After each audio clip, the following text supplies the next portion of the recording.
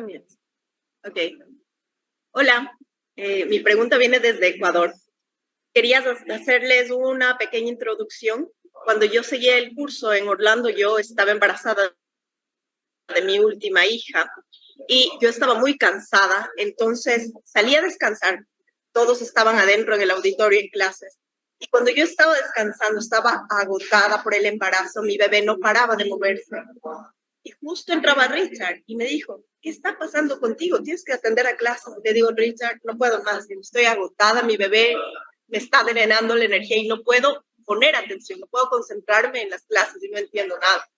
Entonces Richard tocó mi barriga y le dio la orden en una voz con un tono muy grave y le dijo a mi bebé que tiene que darme energía, que tiene que también prestar atención mi bebé y concentrarse en clases. Entonces entré a clases porque ya era el turno de Richard y mi bebé aprendió mucha más PNL que yo. Ella tiene ahora 10 años y es muy enfocada en los estudios, en el deporte, es ahora cinturón verde en taekwondo. Pero quiero que eso se transmita a las demás personas. Hay muchos chicos jóvenes que ahora están estudiando en la universidad y no tienen ese enfoque en los estudios. Entonces, mi pregunta va con esta introducción relacionada al enfoque. ¿Cómo hacemos en este tiempo de tecnología para que los chicos tengan en carreras tan difíciles, por ejemplo, en medicina, que estén muy enfocados y en las clases puedan entender todo y puedan pasar la universidad sin problemas con el enfoque? Okay. Yep, I got you. That was one long question. No, the question was the last 7 seconds. It seems somehow or other familiar. Yes. When she was doing her trainer's training, she was pregnant with her daughter. And her daughter was moving along a lot in her belly, and she was tired. So she stepped out of the training room in which John was teaching. And you saw her out there in the foyer. It's like, what's up, kid? What are you doing outside? Oh, I'm tired. My kid doesn't want to stop. And you put your hand on her belly and you told the child, you're going to pay attention and learn everything. And now her daughter has 10 and she has incredible focus.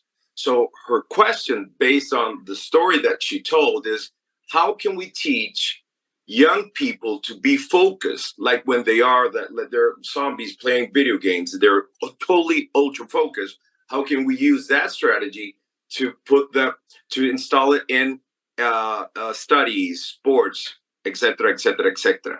Focus, young people. Well, with the young people, they focus on what gives them pleasure.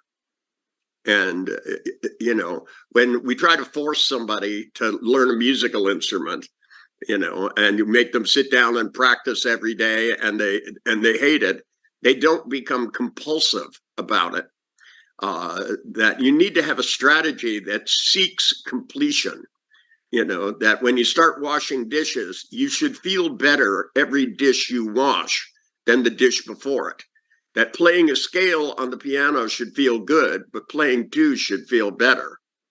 And that this thing that you build up good feelings as time goes along, that you start out doing something and spin a feeling, and then when you get further along, you spin it faster, and you keep spinning it faster and faster until you achieve completion.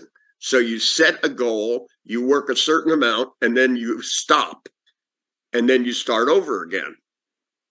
One of the most accomplished magicians I met, I was at his house. I was talking to somebody that lived in the same house. And every time I went over, he was sitting there practicing over and over again, these card tricks. And nobody was watching him. He was just doing it over and over and over again. So I walked over and I asked him, I said, how do you get yourself to practice these card tricks? I said, because really, they don't serve any function, other than amusing people. And I said, which is well and fine. And he said, I have a movie in my head of how it's supposed to go. And he said, and what I do is I have the movie, I can see what it would look like from the outside.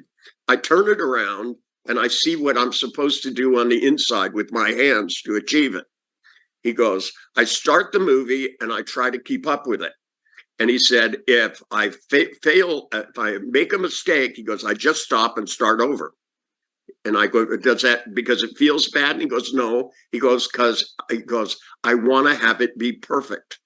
And he goes, the closer I get, the better it feels. So he kept practicing and practicing and practicing till he mastered a trick. The minute he mastered a whole trick, he wasn't interested anymore because it didn't give him the good feelings. So he would go, what's next? Now, when you install strategies in kids, you have to teach them to accelerate and not to stop, and not if they make a mistake. I always see kids trying something. They shoot a basketball and it doesn't go in the hoop and they go, oh, crap. That's the wrong response. They should go back, stand in the same place and take another shot and keep doing it until they master that shot. They should be able to visualize the correct arc and just keep striving until they get where they're going.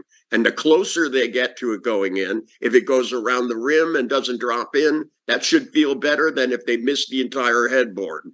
That if you teach kids to strive to get better at things, right, and to ignore their mistakes, when you go to school, they literally take a pencil and mark out every mistake you make every year until you graduate from college. It teaches you to look for what's wrong instead of what you're doing correct. They should mark off all the things you do right, all the words you spell right, so that you focus on doing better rather than avoid making mistakes. This is how you get the strategy that makes successful people.